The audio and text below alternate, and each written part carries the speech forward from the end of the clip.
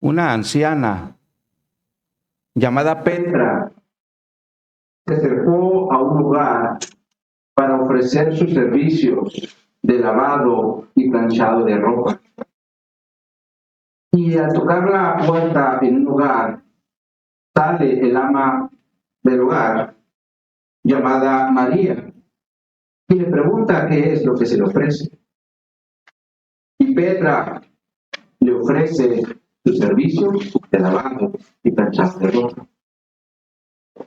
A lo que María decidió aceptar sus servicios con la finalidad de ayudarle, ya que miró que Petra no era de muchos recursos y esto lo pudo apreciar y discernir por su forma de vestir, que se miraba que era una persona muy humilde. Sin embargo, María, antes de entregarle la ropa que le iba a dar a Petra para que le diera ese servicio, se tomó un tiempo para platicar con Petra y de esa forma conocer un poco de su contexto. Y dentro de la plática, Petra le dice a María que era viuda, pero aparte le habían dejado la responsabilidad de cuidar a sus 5 nietos. Y también le dice que ella vivía en las afueras de la ciudad, en donde era una área de mucha necesidad. Y por lo tanto María, al conocer la condición de Petra, fue a su closet, tomó algunas prendas que casi no usaba y algunos alimentos de su despensa para ayudar a Petra. Y Petra, con la ropa que le regala María, fue a un tianguis y la vendió para obtener un poco de recursos. Y con esos recursos también Petra compró un poco de huevos para llevárselos en agradecimiento a María. Y María, al ver de nuevo a Petra en su puerta, ofreciéndole los blanquillos, no se los quería recibir porque sabía que Petra los necesitaba mucho más que ella. Pero ante la insistencia de Petra, finalmente María lo recibió a pesar de que Petra era la que realmente lo necesitaba.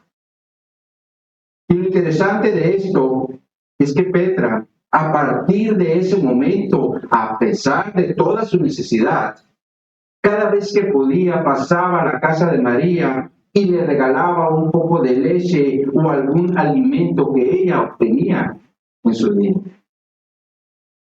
Por lo cual, a través de las acciones de Petra, aprendemos una gran enseñanza. Y esta es que el dar no está relacionado con el tener, sino con el querer, ya que esto es algo que sale de nuestro corazón. Y en este mismo sentido, el apóstol Pablo, en el capítulo 9 de su segunda carta a los Corintios, nos estará hablando del dar, no porque tengamos, sino porque hay la voluntad de nuestro corazón para hacerlo como Pedro. Sin embargo, mis hermanos, analizaremos este capítulo 9 bajo los siguientes 4 puntos. Estos son, en primer lugar, hay un reconocimiento en relación a la buena voluntad de los corintios. En segundo lugar, hay una exhortación donde se les exhorta a tener lista la generosidad. En tercer lugar, hay una razón de dar. Y en cuarto lugar, hay un resultado en el dar. Así que bajo estos puntos estaremos analizando el capítulo 9 de la segunda carta de Pablo a los Corintios. Les invito a ir al texto base. Segunda a los Corintios, capítulo 9. Y le daremos lectura a estos 15 versículos. Dice aquí la palabra de Dios. Dice, cuanto a la administración para los santos, es por demás que yo os escriba, pues conozco vuestra buena voluntad, de la cual yo me glorío entre los de Macedonia y Acaya.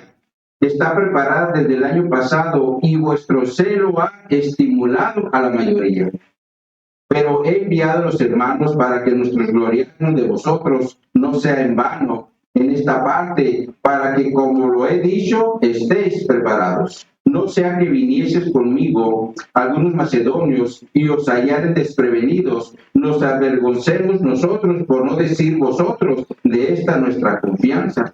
Por tanto, tuve por necesidad exhortar a los hermanos que fuesen primero vosotros y preparasen primero vuestra generosidad antes prometida, para que esté lista como de generosidad y no como de exigencia nuestra.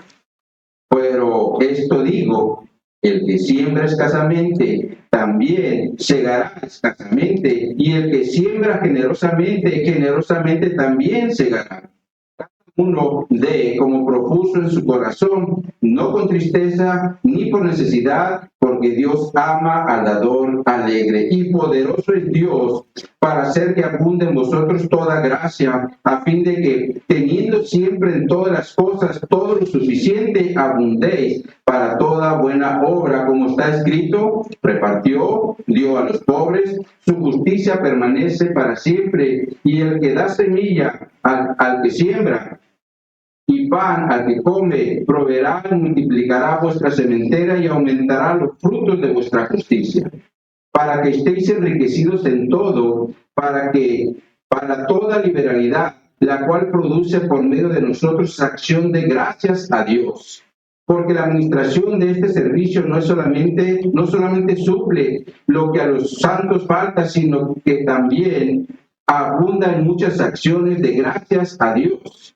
Pues por la experiencia de esta administración glorifican a Dios por la obediencia que profesáis al Evangelio de Cristo y por la liberalidad de vuestra contribución para ellos y para todos. Asimismo, en la oración de ellos por vosotros, a quienes aman a causa de la superabundante gracia de Dios en vosotros, gracias a Dios por su don inefable. El título que le hemos dado a esta enseñanza es Dios ama al dador alegre. Dios ama al dador alegre. Oremos. Oh mi Dios, yo te pido, Señor, que por medio de tu palabra abras nuestro entendimiento espiritual en relación a estas instrucciones que tú nos estás dejando en tu palabra, Señor. Te pido, mi Dios, que podamos ser bendecidos y entendidos, Señor, en el propósito por el cual tú dejaste esta palabra, Señor. Guíanos, ayúdanos. Y que podamos salir de aquí, mi Dios, con ese entendimiento claro que tú quieres que tengamos, Señor. Te pido, Señor, que tu misericordia sea sobre mí, para que pueda ser claro en las instrucciones y pueda ser de bendición para mis hermanos, Señor. Así que ponemos esta enseñanza en tus manos y que sea tu Espíritu Santo el que hable por medio de tu palabra. En Cristo Jesús lo hacemos para tu gloria y para tu honra. Amén y amén. lo primero que Pablo está diciendo en el versículo 1, cuando dice: cuanto a la administración para los santos, es por demás que yo os escriba. Aquí lo que realmente le está diciendo a los corintios es que no tiene necesidad de volver a escribirles en relación a la administración para los santos, ya que este asunto se trató en el capítulo 8, donde se menciona la ofrenda o donativo que los corintios estaban guardando desde el año pasado para los santos en Jerusalén. De hecho, por ese motivo se habían comisionado a Tito junto con otros hermanos asignados por las iglesias de Macedonia para ir por ese donativo. Entonces, con este tema, o más bien, este tema ya se había tratado en el capítulo 8. Por eso es que aquí en el capítulo 9 Pablo dice que no tiene necesidad de volver a tratarlo. Esto es, mis hermanos, como cuando Pablo les escribió a los tesalonicenses en relación al tema del amor fraternal. En primera a los tesalonicenses capítulo 4, verso 9, donde le dice: pero acerca del amor fraternal no tenéis necesidad de que os escriba, porque vosotros mismos habéis aprendido de Dios que os améis los unos a los otros. Es claro que los tesalonicenses estaban practicando el amor fraternal, por ese motivo no había necesidad de que Pablo les volviera a escribir de este tema. Y lo mismo era en relación a los corintios, porque este tema de la ofrenda ya se había tratado, la cual Pablo aquí menciona como administración, del griego diaconía, ya que esta palabra en griego se refiere a un servicio o a una ayuda. Por ese motivo, la Reina Valera actualizada lo traduce como ayuda y la Biblia de las Américas lo traduce como servicio, ya que la diaconía puede ser una ayuda o un servicio. Sin embargo, mis hermanos, el sentido bíblico de esta palabra es el de una asistencia, porque se refiere a una actividad de ayuda para atender el sustento de una persona. De hecho, en los Estados Unidos de América, en la actualidad hay empresas que donan alimentos a las iglesias para que los lleven como una administración o ayuda a los necesitados de sus condados. Esa es la idea de la palabra administración, porque se refiere a dar una ayuda. De hecho, mis hermanos, el origen de esta administración se dio en tiempos del emperador Claudio, cuando Lucas, o como Lucas lo narra en el libro de los Hechos, en el capítulo 11, en los versículos 27 al 30, donde dice: en aquellos días, unos profetas descendieron de Jerusalén a Antioquía, y levantándose uno de ellos, llamado Agabo, daba a entender por el Espíritu que vendría un gran hambre en toda la tierra habitada, la cual sucedió en tiempo de Claudio. Entonces los discípulos, cada uno conforme a lo que tenía, determinaron enviar socorro a los hermanos que habitaban en Judea, lo cual en efecto hicieron, enviándolo a los ancianos por mano de Bernabé y de Saulo. Lo cual nos enseña, mis hermanos, que Pablo ya estaba involucrado en esta administración o ayuda desde sus mismos orígenes. Ya que los discípulos de Antioquía, conforme a lo que tenían, enviaron socorro del griego diaconía a los que habitaban en Judea por medio de Pablo y Bernabé.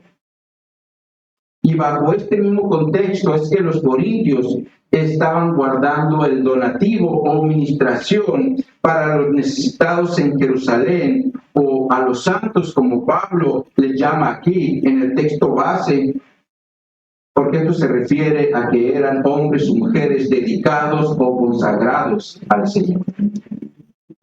Lo cual, por otro lado, mis hermanos, también nos enseña que la ayuda no era para todo el mundo, sino específicamente para los hermanos en Judea, como Lucas lo registra en el libro de los Hechos. Y bajo este contexto es que Pablo posteriormente instruye a las iglesias en relación a la ofrenda para los santos, como se registra en 1 Corintios capítulo 16, en los primeros 3 versículos, donde Pablo dice, o le dice a los corintios: en cuanto a la ofrenda para los santos, haced vosotros también de la manera que ordené en las iglesias de Galacia. Cada primer día de la semana, cada uno de vosotros ponga aparte algo según haya prosperado, guardándolo para que cuando yo llegue no se recojan entonces ofrendas. Y cuando haya llegado a quienes hubiereis designado por carta, a estos enviaré para que lleven vuestro donativo a Jerusalén. Entonces es claro, mis hermanos, que el donativo era específicamente para los santos en Jerusalén. Sin embargo, aquí es importante tener presente un principio, porque alguien pudiera decir, si el donativo era exclusivamente para los santos en Jerusalén, entonces esto ya no aplica. Lo cual es verdad, porque ciertamente fue una instrucción que se le dio a las iglesias del primer siglo para atender una necesidad específica. Sin embargo, mis hermanos, dentro de esta instrucción hay un principio bíblico, Y ese principio es el que Pablo menciona en su despedida con los ancianos de Éfeso. Allí, como se menciona en Hechos 20:35, donde Pablo les dice a estos ancianos: en todo os he enseñado que, trabajando así, se debe ayudar a los necesitados y recordar las palabras del Señor Jesús, que dijo: más bienaventurados es dar que recibir. Entonces, el principio bíblico aquí es la bienaventuranza que hay en el dar. Por ese motivo es que damos para ser bienaventurados. Ahora, retomando el texto, una vez que Pablo les aclara a los corintios que no tienen necesidad de escribirles en cuanto a la ayuda o administración para los santos, les dice en el versículo 2: pues conozco vuestra buena voluntad, de la cual yo me glorío entre los de Macedonia, que Acaya está preparada desde el año pasado, y vuestro celo ha estimulado a la mayoría. Aquí entramos, mis hermanos, al primer punto de la enseñanza, porque hay un reconocimiento hacia los corintios sobre su buena voluntad en dar. Por ese motivo, Pablo les dice: conozco vuestra buena voluntad. Ahora, aquí la palabra voluntad se refiere a la disposición, entusiasmo o solicitud que hay en el corazón de una persona para hacer algo. Y en este caso específico, la disposición que había en el corazón de los corintios era para ayudar a los santos en Jerusalén. Sin embargo, mis hermanos, en nuestro caso, como iglesia, la disposición que debe haber en nuestro corazón puede ir en muchas direcciones. Como por ejemplo, pasando tiempo con los hermanos, estar viendo por las necesidades de nuestros hermanos, o incluso estar orando por nuestros hermanos, solo por mencionar alguna de ellas. La pregunta aquí es: ¿cómo está nuestra voluntad en nuestro corazón el día de hoy hacia nuestros hermanos en Cristo? ¿Nos preocupamos realmente por ellos? ¿Les hablamos al menos? ¿Les enviamos un mensaje, ya que son los medios más frecuentes que tenemos en nuestros días? ¿O de vez en cuando nos damos un tiempo para visitarles? Ahora, posiblemente algunos digan: es que tengo mucho trabajo y no tengo tiempo. Y la realidad, mis hermanos, es que todos siempre estamos bien ocupados. Por ese motivo, Jesús nos dijo en su palabra: ámense los unos a los otros si el trabajo se los permite. ¿Verdad que no? Jesús quiere que nos amemos y de igual forma estemos unidos, porque somos su cuerpo aquí en la tierra. Ahora, sé que esta parte a todos nos falla, porque el trabajo nos esclaviza a algunos de una forma y a otros de otra. Es más, incluso Satanás va a buscar la forma de que tengamos más trabajo para que no estemos unidos y tampoco nos frecuentemos. La realidad es que nuestro corazón muchas veces nos engaña y nos hace pensar que entre más trabajo tengamos es más bendición de Dios. Y sobre todo, si nos dedicamos a las ventas, más trabajo, bendición de Dios, decimos, ¿verdad? Sin embargo, aquí debemos analizar si el trabajo está afectando nuestra comunión con nuestros hermanos en Cristo. Porque si lo está haciendo, eso significa que no viene de Dios, ya que el Señor quiere que estemos unidos. Por eso Jesús, en su oración al Padre, dice, y lo vimos en la escuela dominical, en Juan 17, versos 9 al 11, yo ruego por ellos. No ruego por el mundo, sino por los que me diste, porque tuyo sos. Y todo lo mío es tuyo, y lo tuyo es mío, y he sido glorificado en ellos. y ya no estoy en el mundo, mas estos están en el mundo, y yo voy a ti, Padre Santo, a los que me has dado, guárdalos en tu nombre, para que sean uno así como nosotros. Jesús quería que estuviéramos en la unidad. Así que, mis hermanos, les invito para que juntos meditemos cómo está nuestra voluntad el día de hoy hacia nuestros hermanos en Cristo, porque Jesús quiere que estemos unidos como lo expresa en su oración al Padre. Ahora, mis hermanos, si no nos frecuentamos por algún medio, será muy difícil que estemos en esa unidad que Dios nos está pidiendo. Porque si no lo hacemos, obviamente estaremos actuando en contra de su voluntad, porque la voluntad de Dios es que estemos unidos. Ahora, retomando el texto, Pablo les expresa a los corintios que los conocía muy bien en su voluntad para dar. Por eso continúa diciendo, yo me glorío entre los de Macedonia. Ahora, la Biblia de las Américas lo traduce de la siguiente forma. Pues conozco su buena disposición, de la cual me alegro por ustedes ante los de Macedonia. Y la Nueva Traducción Viviente lo traduce de la siguiente forma. Pues sé lo deseoso que están de ayudar, y me estuve jactando en las iglesias de Macedonia. Lo cual quiere decir, mis hermanos, que Pablo se sentía orgulloso de los corintios, aunque ciertamente habían sido una iglesia muy tremenda, como lo estuvimos mirando en su primera carta que le hace a los corintios, que había divisiones, había pleitos entre ellos, había inmoralidad sexual y también eran como niños en Cristo. Sin embargo, en el tema del dar, tenían buena voluntad. Por eso Pablo se alegraba de ellos ante los de Macedonia, ciudad donde Pablo se encontraba y de donde también está escribiéndoles esta carta a los corintios.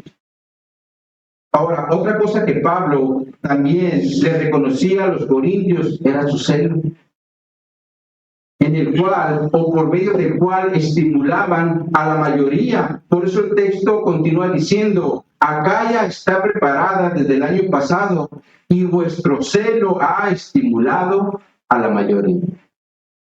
Aquí es importante mencionar que Corintio estaba en la parte sur de Grecia, en la región de Acaya, y Macedonia en la parte norte. Les vamos a poner un dibujo gráfico, se lo ponemos en la pantalla. Aquí podemos ver que Macedonia está en la parte norte, donde se encontraban las iglesias de Filipo, Tesalónica y Berea. Y en la parte sur está Acaya, donde se encontraban las iglesias de Corintio, las cuales habían sido establecidas en casa. Y esto lo entendemos por los saludos finales de Pablo a los romanos. Por ejemplo, en Romanos 16, en los versículos 3 al 5, Pablo dice, saludad a Priscila y Aquila, mis colaboradores en Cristo Jesús, que expusieron su vida por mí, a los cuales no solo yo doy gracias, sino también todas las iglesias de los gentiles. Saludad también a la iglesia de su casa. Saludad a Epeneto, amado mío, que es el primer fruto de Acaya para Cristo. Pablo aquí está mencionando a Priscila y Aquila, quienes fueron sus colaboradores en Corintio. Como Lucas también lo menciona en Hechos capítulo 18, en los primeros 2 versículos, donde dice, después de estas cosas, Pablo salió de Atenas y fue a Corinto. Y halló a un judío llamado Aquila, natural de Fronto, recién venido de Italia, con Priscila, su mujer, por cuanto Claudio había mandado que todos los judíos saliesen de Roma, fue a ellos. Entonces es claro que Pablo, junto con Priscila y Aquila, estuvieron trabajando juntos en Corintio, ya que también eran del mismo oficio, es decir, haciendo tiendas, como se menciona en el versículo 3 en Hechos 18. Sin embargo, mis hermanos, no solamente fueron compañeros de trabajo, ya que también fueron colaboradores en el Evangelio y como resultado, Priscila y Aquila se quedaron a cargo de una iglesia en su casa, como Pablo lo menciona en su despedida a los romanos,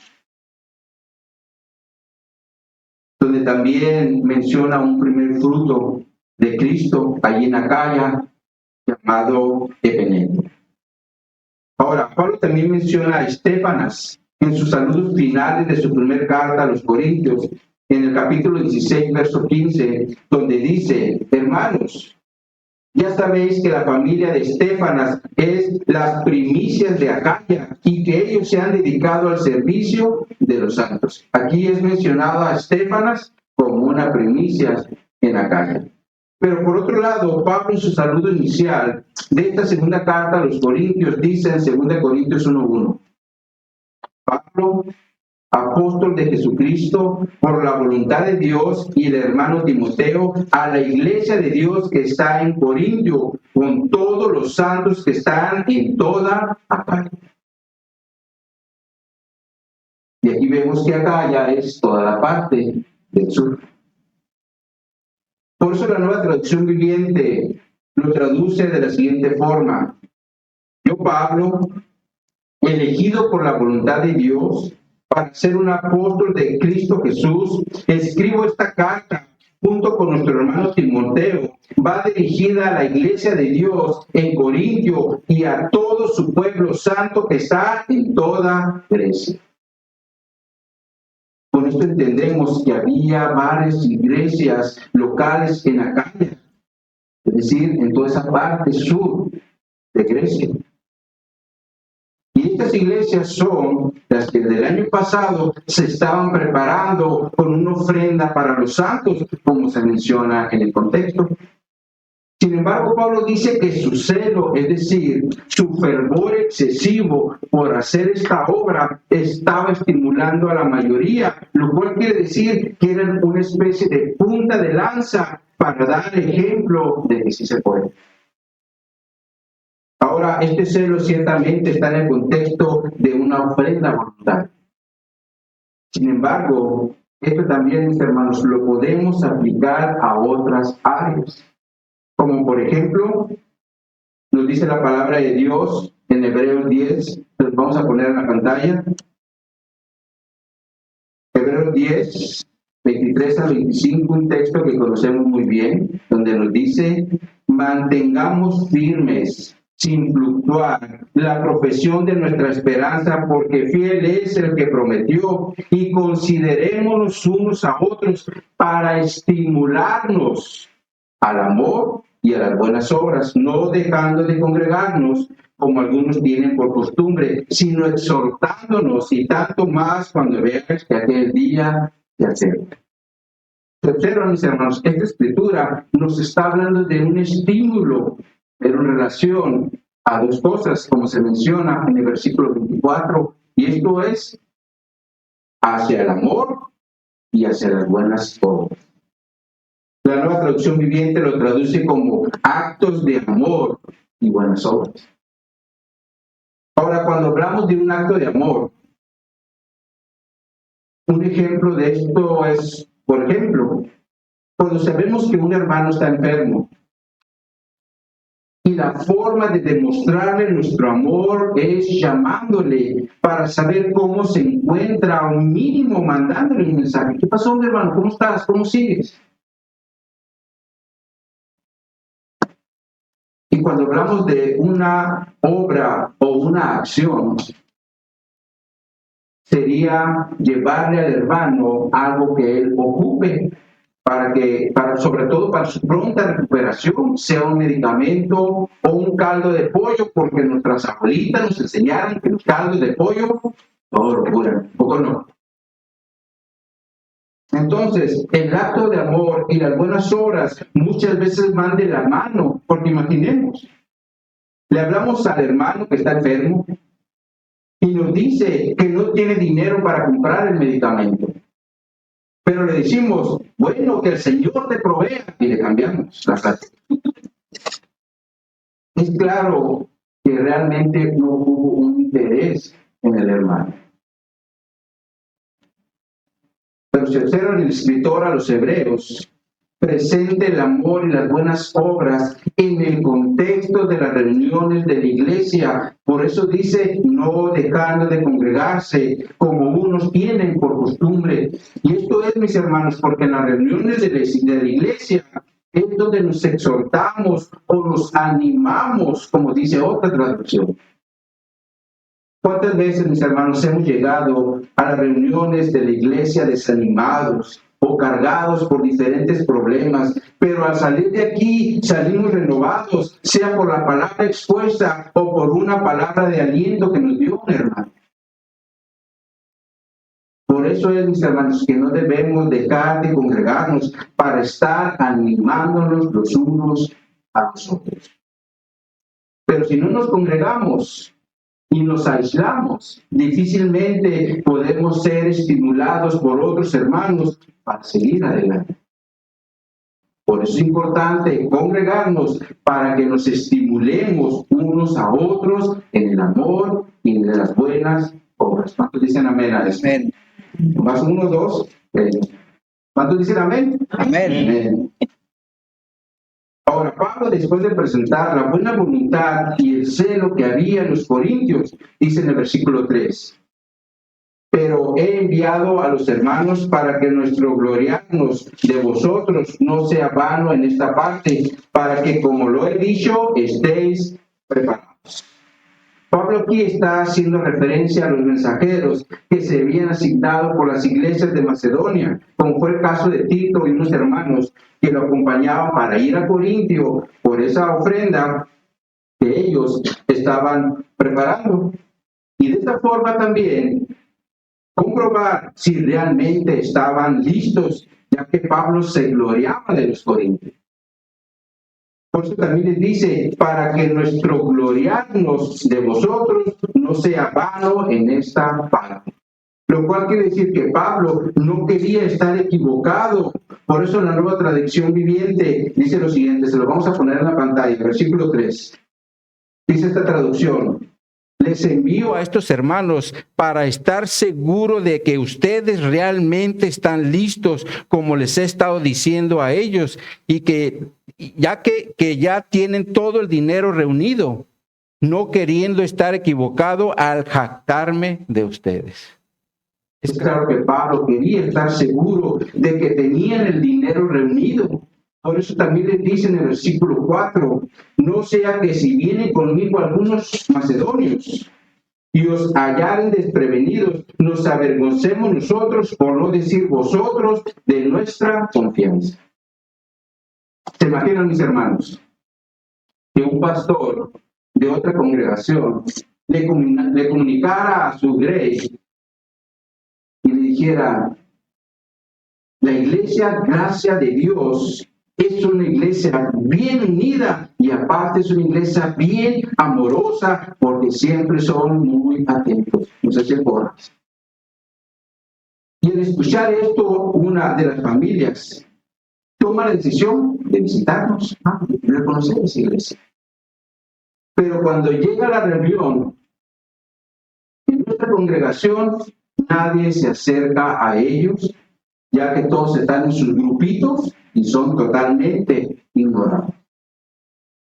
Y por lo tanto, el próximo domingo, regresando a la reunión de su iglesia, le dirá al pastor que él les mintió, porque no somos ni amorosos ni atentos, ya que los ignoramos. Algo así es lo que Pablo les está expresando aquí en el texto a los corintios, porque no quería equivocarse al estar echándoles flores ante los de Macedonia, y esto fuera mentira. Por eso también en la parte final del capítulo 8, Pablo les dice a los corintios en el versículo 24, mostrar pues para con ellos, es decir, para los mensajeros que les estaban enviando, y ante las iglesias, la prueba de vuestro amor y de vuestro gloriarnos respecto a vosotros. Entonces es claro que Pablo quería estar seguro de que no se fuera a avergonzar de ellos, o que no lo fueran a avergonzar.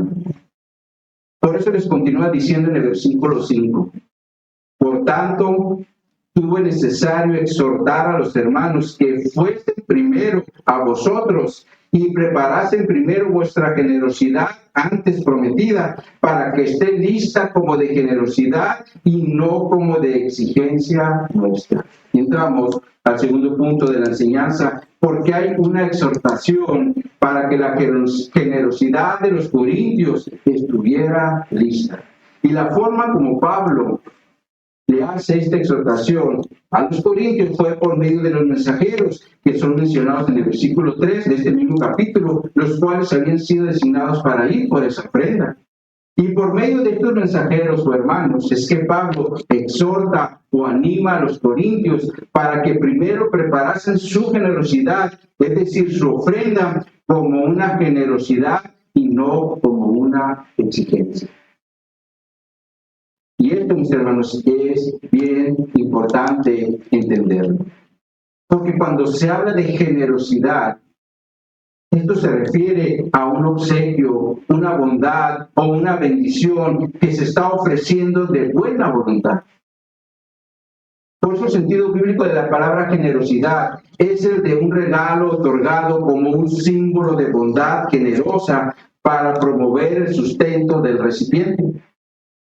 De hecho, de aquí surge la palabra benefactor, aunque también se les puede llamar como padrinos, porque son personas que están al pendiente de las necesidades de una persona. Sin embargo, mis hermanos, cuando la palabra de Dios aquí nos habla de exigencia, es algo totalmente contrario, porque una exigencia se refiere a algo que es exigido, pero también está relacionado con la codicia y la avaricia. De hecho, el sentido bíblico de la palabra exigencia es el de explotación, donde se victimiza o se trata injustamente a alguien. Esto, desafortunadamente, mis hermanos, lo vemos en algunas iglesias de nuestros días. Porque en esas iglesias piden el diezmo como una exigencia. Incluso hasta les hacen poner sus nombres en los sobres, para llevar un control y de esa forma saber quiénes sí y quiénes no están diezmando y de esa forma después llamarles la atención. De hecho, en una ocasión supe de un caso donde un miembro de estas iglesias fue a hablar con el pastor para pedirle un consejo porque tenía una situación financiera que no sabía cómo tratar. Y como el pastor supo que no había diezmado, por ahí se fue. Y le dijo que el verdadero motivo por el cual él tenía problemas es porque no estaba diezmando. Y por lo tanto, el hermano, en lugar de recibir un consejo, recibió un regaño. Así como pasa en estas iglesias donde el diezmo es exigido a sus congregantes. Por ese motivo, mis hermanos, en esta iglesia local nunca exigimos el diezmo porque debe ser una aportación voluntaria. De hecho, en una ocasión escuché al pastor Soquer Michelin que él en su iglesia hacen exactamente lo mismo. Tienen una caja, un lugar asignado y cada quien en lo personal tiene que ir y dar. No es que tenga que ir, sino voluntariamente, es la palabra correcta, va y deposita ahí sus diezmos o sus ofrendas, y ya tienen 40 años operando así.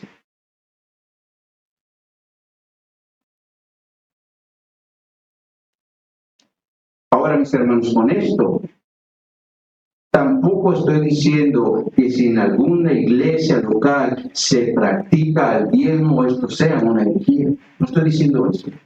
Porque hay muchos buenos hermanos que dan su diezmo de una forma voluntaria, y ahí está darlo de forma voluntaria.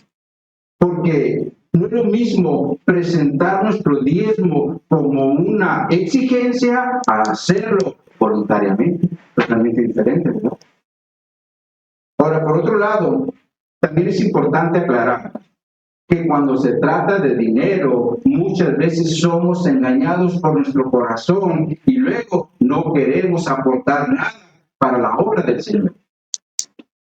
Sin embargo, sí queremos disfrutar de los beneficios que tenemos en la iglesia por las aportaciones voluntarias de otros hermanos que sí se han comprometido. Como por ejemplo, tenemos el beneficio de disfrutar de aire acondicionado en verano para no estar sudando, ya que eso es muy incómodo. Tenemos el beneficio de tener sillas para no estar sentados en un bote o en el piso. Tenemos un local para no estar al aire libre con los climas tan extremosos que tenemos en nuestra ciudad. O tener incluso un baño para nuestras necesidades. Todos estos son beneficios que disfrutamos por medio de las aportaciones voluntarias que hacen los hermanos libremente para la obra. Ahora, por otro lado, mis hermanos, hay otro aspecto que también es importante, tenerlo presente en relación al tema del dar. Y esto es lo que Pablo va a tocar en el versículo 6, donde dice: pero esto digo, el que siembra escasamente, también segará escasamente, y el que siembra generosamente, generosamente también segará. Es claro que Pablo ahora está poniendo un ejemplo del campo donde una semilla es sembrada con la finalidad de recibir en el futuro un fruto de esa semilla. Esto es como, por ejemplo, imaginemos que agarremos una semilla de manzana, la sembramos ahí en la tierra, le damos los cuidados, regándola, estar al pendiente de ella, y esperamos a que se convierta en un árbol, y después ese árbol nos empiece a dar manzanas. Pero les pregunto, ¿qué pasaría si en lugar de sembrar una semilla, sembráramos una? Es obvio que el fruto será más abundante, y esa es la idea que Pablo está presentando aquí en el contexto del dar. Por eso dice, el que siembra escasamente, segará escasamente. Y esto es porque no es lo mismo tener una cosecha de 1000 a tener una cosecha de solo un árbol de manzanas.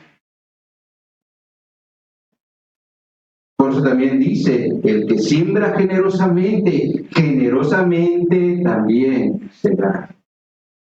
Lo cual quiere decir que entre más sembremos, más segaremos, pero también entre menos sembremos, menos segaremos. En este mismo sentido, miren cómo lo presenta el rey Salomón en Proverbios 11:24. Se los vamos a poner en la pantalla. Dice aquí la escritura: hay quienes reparten y les es añadido más, y hay quienes retienen más de lo que es justo, pero vienen a pobreza. Ahora, otra versión dice: hay gente desprendida que recibe más de lo que da, y gente tacaña que acaba en la pobreza. Aquí también se nos presentan dos panoramas en el dar. Una es dar de una forma desprendida, donde como resultado la Escritura dice que recibe más de lo dado, y la otra es dar de una forma miserable y terminar en pobreza. Ahora, un versículo más adelante, Salomón dice en Proverbios 11:25, se los ponemos en la pantalla. Dice: el alma generosa será prosperada, y el que saciare, él también será saciado. Aquí la Escritura dice que el alma generosa será prosperada, es decir, enriquecida, pero también dice que el que se saciare será saciado. Se saciare será saciado. Y la idea de esto es como el refrescarnos o bañarnos con bastante agua y de esa forma estar regados. Ahora, imaginemos, mis hermanos, que estamos en un desierto, nos empieza a dar calor, y traemos solamente una botellita con un cachito así de agua. Pero si por otro lado está un balde lleno, sería mejor agarrar el balde y refrescarnos, o la botellita así. Es obvio que es mejor el balde, o sea, más abundante vamos a tener, ¿verdad? Entonces, obviamente son dos panoramas diferentes, porque uno es de abundancia y el otro es de escasez. Por eso Jesús también dijo en Lucas 6:38, dad y se os dará, medida buena, apretada, remecida y rebosando, darán en vuestro rezago, porque con la misma medida con que medís, os volverá a medir. Otra versión dice, den a otros y Dios les dará a ustedes, les dará en su bolsa una medida buena, apretada, sacudida y repleta. Con la misma medida con que ustedes den a otros, Dios les devolverá a ustedes. Esto quiere decir, mis hermanos, que si queremos recibir de parte de Dios una buena medida, ¿qué es lo que tenemos que hacer? Debemos dar abundantemente. Ese es el principio de la enseñanza. Ahora, el apóstol Pablo también le dijo a los Gálatas lo siguiente, se los vamos a poner en la pantalla. Gálatas 6:7. Dice aquí, no os engañéis, Dios no puede ser burlado, pues todo lo que el hombre sembrare, eso también segará. Ahora, Pablo aquí está presentando esto en el contexto de nuestra vida espiritual. Por eso dice en el siguiente versículo, en el 8, porque el que siembra para su carne, de su carne segará corrupción, mas el que siembra para su espíritu, del espíritu segará vida eterna. Y esto también, al final de cuentas, nos habla de dos formas de sembrar, porque si sembramos para la carne, el resultado va a ser corrupción, pero si sembramos para el espíritu, el resultado será vida eterna, porque eso es lo que vamos a hacer. Sin embargo, aquí hay algo importante, y esto es lo que quiero mencionar, porque es un principio que Pablo presenta en el versículo 7, este que tenemos aquí en la pantalla. Cuando dice, no os engañéis, Dios no puede ser burlado. Ahora, ciertamente aquí se está presentando en relación a la siembra entre la carne y el espíritu, pero si lo aplicamos al dar en las aportaciones voluntarias, es el mismo principio, porque Dios siempre mira la disposición que hay en nuestro corazón para apoyar su obra y nunca lo vamos a poder engañar, jamás lo vamos a poder engañar. Es más, mis hermanos, aunque dan ustedes un sobre y lo llenen así de pesos para que suene mucho, como si trajera mucho, Dios conoce perfectamente el motivo por el cual lo estamos haciendo, porque Él es omnisciente, ya que todo lo sabe, y así que nunca lo vamos a poder engañar. Sin embargo, por otro lado, también el Señor nos da libertad de hacerlo voluntariamente, para que cada quien determine qué es lo que quiere cegar en su vida, es decir, abundancia o escasez. Y hablando, mis hermanos, de la libertad que ahora tenemos en Cristo en relación al dar, Pablo dice en el versículo 7, cada uno dé como propuso en su corazón, no con tristeza ni por necesidad, porque Dios ama al dador alegre. Aquí entramos a nuestro tercer punto de la enseñanza, y esto es la razón del dar. Ahora, si observan, Pablo aquí está haciendo énfasis en la lección que todos como cristianos tenemos en relación al dar. Por eso dice, cada uno dé como propuso en su corazón. Ya que es en el corazón, mis hermanos, donde dispondremos el querer hacer las cosas. Ahora, la palabra propuso tiene el sentido bíblico de elegir como una alternativa. De hecho, un ejemplo de esto lo vimos hoy en nuestra lectura de Deuteronomio, cuando el Señor le dice al pueblo de Israel que escoja en el versículo 19 que leímos el día de hoy. En Deuteronomio 30:19 nos dice, o les dice, le está diciendo al pueblo de Israel, a los cielos y a la tierra llamo por testigo hoy contra vosotros, que os he puesto delante la vida y la muerte, la bendición y la maldición. Escoge pues la vida que vivas tú y tu descendencia. Aquí la palabra escoge tiene el mismo sentido bíblico que propuso, porque es una elección que cada uno en lo personal debe hacer en su corazón. De hecho, Dios también hizo una elección en relación a las tribus de Israel que él iba a escoger para que le edificaran casa y estuviera ahí su nombre. Como lo menciona Primera de Reyes en el capítulo 8, en los versículos 15 y 16, donde dice, y dijo, está hablando Salomón, bendito sea Jehová, Dios de Israel, que habló a David mi padre lo que con su mano ha cumplido, diciendo, desde el día que saqué de Egipto a mi pueblo Israel, no he escogido ciudad de todas las tribus de Israel para edificar casa en la cual estuviese mi nombre, aunque escogí a David para que presidiese mi pueblo de Israel. Es claro que Dios determinó voluntariamente escoger de las 12 tribus de Israel solamente a una para que allí le edificaran casa y se glorificara su nombre, y esta fue la tribu de Judá, donde David se levantó como rey y posteriormente por medio de Salomón es que se construye el templo. Entonces, es claro que Dios también escoge hacer las cosas de acuerdo a su voluntad, y de la misma forma nosotros como iglesia también debemos hacer las cosas conforme a nuestra voluntad, pero obviamente aquí en el contexto del dar. Sin embargo, mis hermanos, Dios también nos dice en su palabra cómo es que lo debemos de hacer. Y lo primero que nos enseña es que no debe ser con tristeza.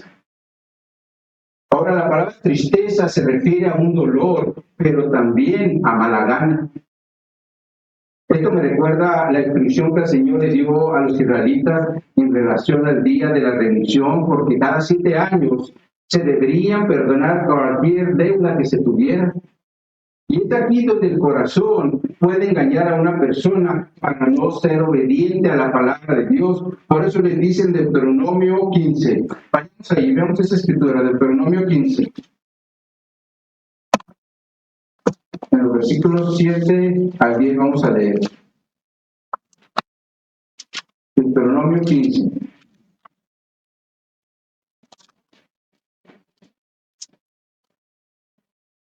De hecho, la Reina Valera tiene el título Préstamo a los pobres. Dice aquí la escritura: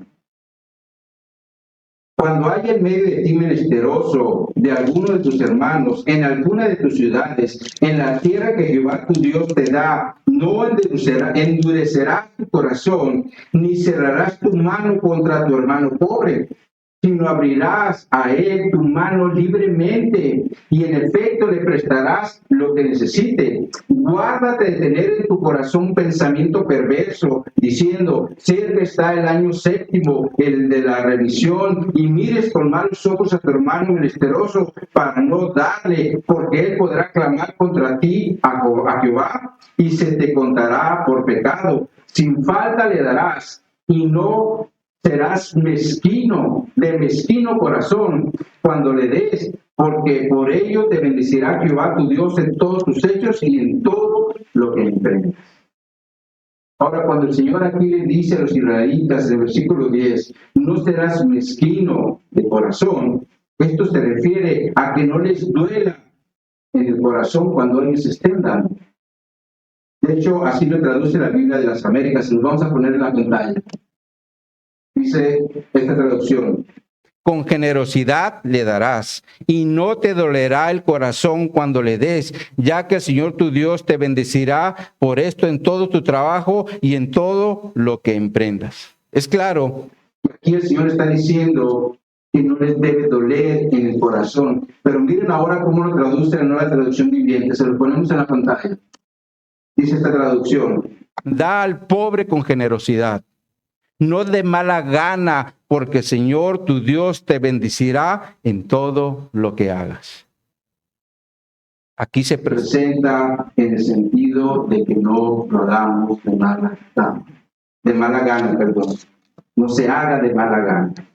Por eso, mis hermanos, cuando nosotros demos, no debe ser con dolor o de mala gana. Y ese es el mismo principio que Pablo está presentando en el versículo 7, solo que Pablo lo presenta como tristeza. Regresemos allí. Texto base.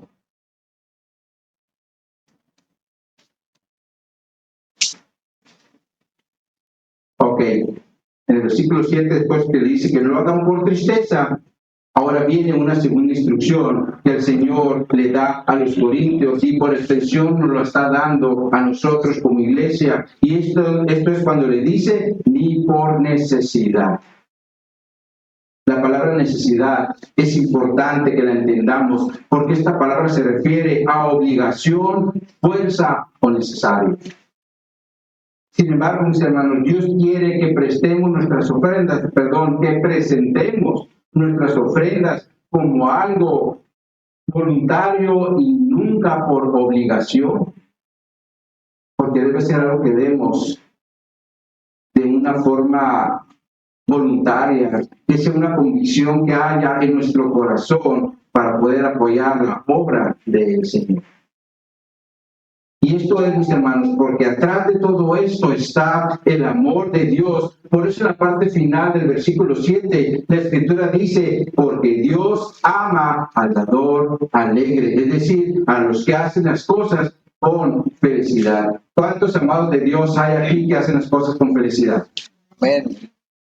Así que, mis hermanos, cuidemos nuestro corazón para hacer las cosas conforme a las instrucciones que el Señor nos dejó en su palabra en relación al tema de dar.